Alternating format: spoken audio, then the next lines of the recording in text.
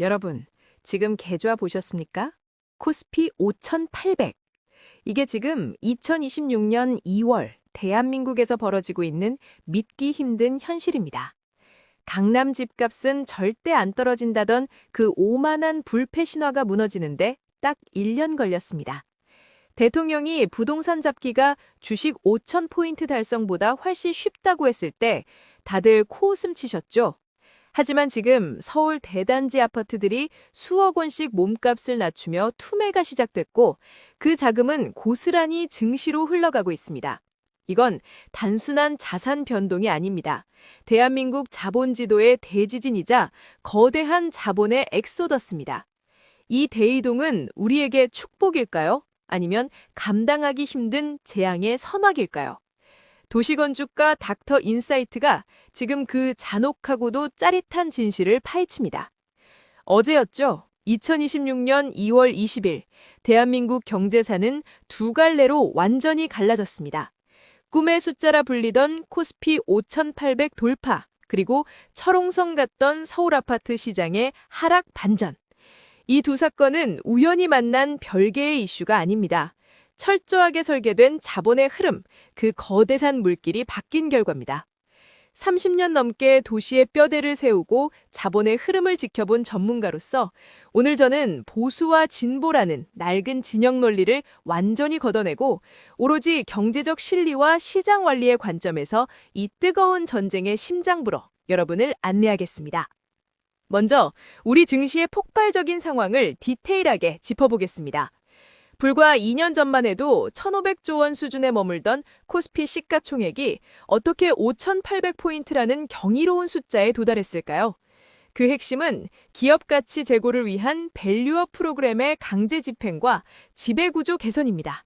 상장사들이 사내 유보금을 쌓아두는 대신 배당 성향을 50% 이상으로 올리고 소각을 의무화하면서 외국인 자본이 썰물처럼 들어왔습니다. 특히 삼성전자가 AI 반도체 시장의 90%를 장악한 엔비디아의 핵심 파트너로 확고히 자리 잡으면서 단일 종목 주가가 20만 원을 돌파한 것이 결정적이었습니다. 여기에 현대차와 기아가 자율주행 로보틱스 분야에서 테슬라를 위협하는 실적을 쏟아내며 코리아 디스카운트라는 망령을 완전히 씻어냈습니다.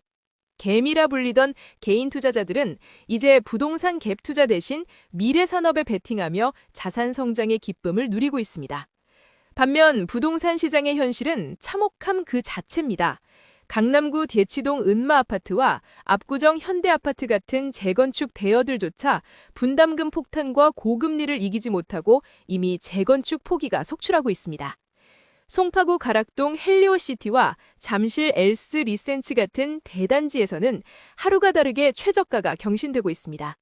불과 1년 전 30억 원을 호가하던 전용 84제곱미터 아파트가 이제 20억 원 선을 위협받고 있으며 매수자가 없어서 거래 절벽이 2년째 이어지고 있습니다. 이른바 영끌족이라 불리던 3040 세대들은 가처분 소득의 70%를 대출이자로 쏟아부으며 소비를 멈췄습니다. 이들이 견디다 못해 내놓는 투매 물량은 시장의 하락 압력을 가속화하는 엔진이 되고 있습니다. 여기서 우리는 싱가포르의 성공 사례를 아주 디테일하게 들여다봐야 합니다. 싱가포르는 단순한 규제를 넘어 자본의 성격 자체를 개조했습니다. 외국인 취득세인 ABSD를 무려 60%까지 끌어올리는 초강수를 뒀습니다.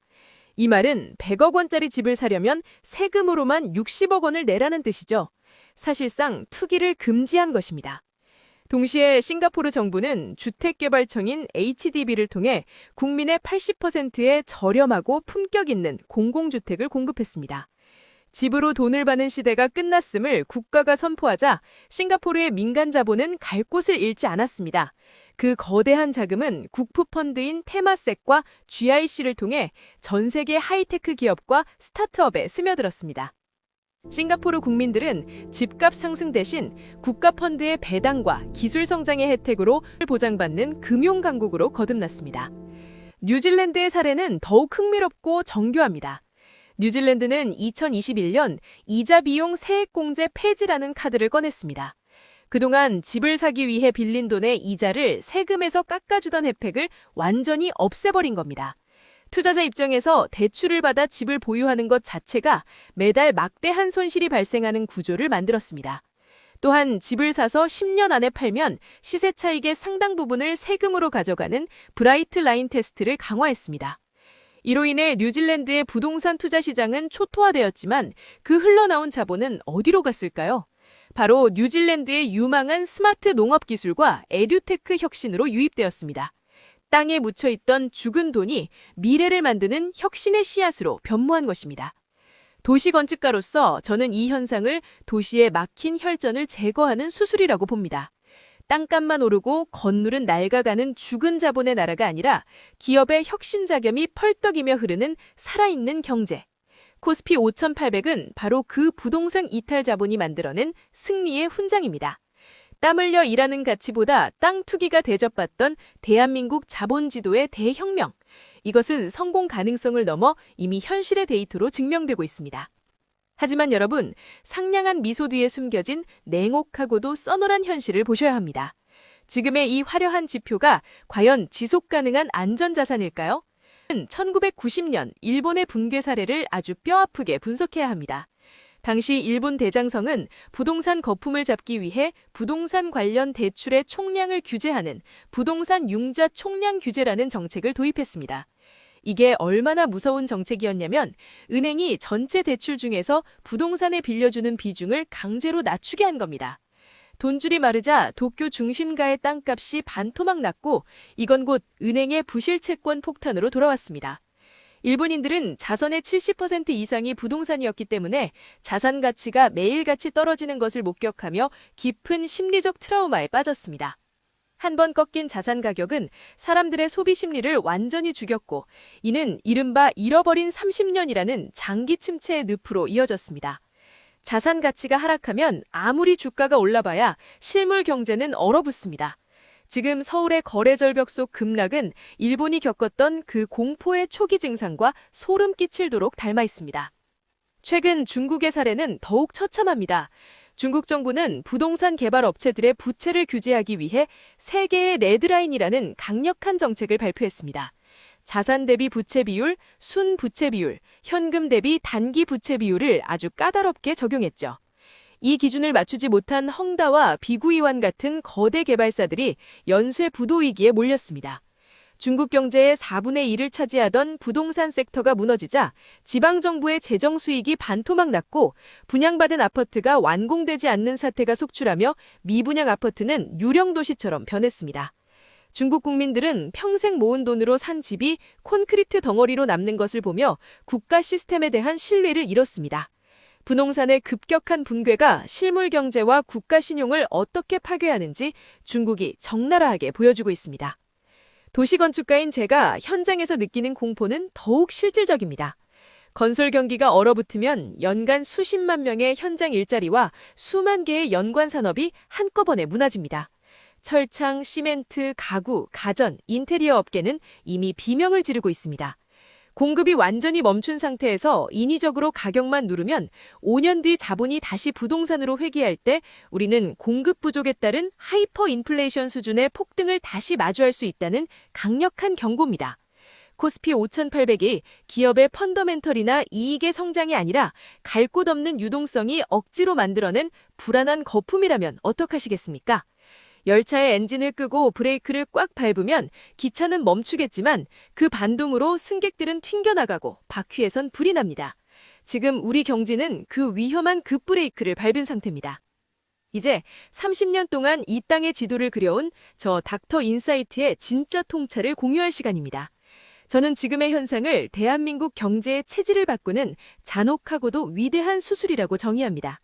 그동안 대한민국은 땅속에 돈을 묻어두고 집가 상승만 기다리는 이른바 지대 추구형 게으른 자본의 나라였습니다. 건물은 낡아가는데 땅값만 오르면 자산이 불어나는 기형적인 구조 속에서 우리 청년들의 미래는 실종되었습니다. 이것은 건축학적으로 보면 기초공사는 부실한데 층수만 높이 올린 부실 건물과 같습니다. 코스피 5,800은 단순히 주가가 오른 게 아닙니다. 대한민국 국민의 자본이 아파트 갭 투자라는 소모적인 경쟁에서 AI, 바이오, 로보틱스 같은 우리 미래 먹거리로 대이동하고 있다는 위대한 신호입니다. 미국의 대공황 이후 루즈벨트 대통령이 강력한 금융 규제를 통해 자본을 산업 현장으로 보낸 뉴딜 정책의 현대판 버전이라고 볼 수 있습니다. 생산적 자본이 활발히 도는 나라는 결코 망하지 않습니다. 하지만 이 수술이 성공하기 위한 필수 조건이 있습니다. 부동산에서 빠져나온 돈이 증시에 계속 머물 수 있도록 하는 주주 환원과 기업 투명성이라는 지배구조의 기초 공사가 완벽해야 합니다. 그렇지 않으면 증시로 간 돈은 다시 투기 세력이 되어 다른 곳을 파괴할 것입니다. 또한 집값 하락으로 실질적 고통을 받는 실수요자들과 하우스푸어들을 위한 상냥하고 정교한 관충지대를 설계해야 합니다.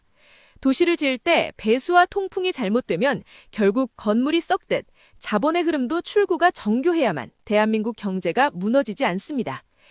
구독자 여러분, 오늘 우리는 코스피 5,800과 서울 집값 하락이라는 2026년 2월의 뜨거운 현실을 마주했습니다. 이것은 단순히 보수와 진보의 정치 싸움이 아닙니다. 내 소중한 자산을 어디에 둘 것인가, 대한민국이라는 배가 어디로 향하는가를 결정해야 하는 처절한 생존의 문제입니다. 부동산과 주식은 대결하는 적이 아닙니다. 우리 경제를 지탱하는 양팔입니다. 한쪽 팔을 억지로 묶는다고 해서 다른 쪽 팔이 더 빨리 나갈 수는 없습니다. 이제 우리는 더 담대한 질문을 던져야 합니다. 내 집값이 얼마 떨어졌나를 넘어 우리 사회의 부가 어디로 흘러가야 대한민국이 다시 한번 심장이 뛸 수 있는가를 물어야 합니다.